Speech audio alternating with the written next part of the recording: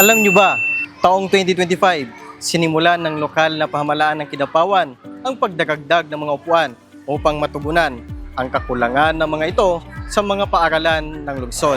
Mas binigyan pa ng prioridad ng LGU Kidapawan na makumpleto ang mga pangangailangang upuan para sa mga mag-aaral.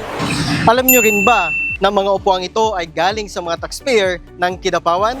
Oo, tama ang narinig nyo. Mula ito sa inyong mga kuya, ate, papa, mama, lolo at kay lola. At dahil dito, natugunan ng lokal na pamahalaan ang kakulangan sa armchairs. Umabot lang naman sa 9,813 na mga armchair ang naipamahagi sa unang release at 5,012 naman sa pangalawang release. Kung pagsusumahin, may kabuuang 14,825 na ng mga armchair ang naipamahagi sa kasalukuyan.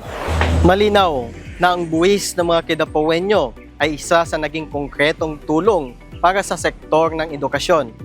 Bawat upuan ay puhunan sa kinabukasan ng mga batang Kidapawenyo. Para sa Kidanos, ako si Leo Umban mula sa City Information Office.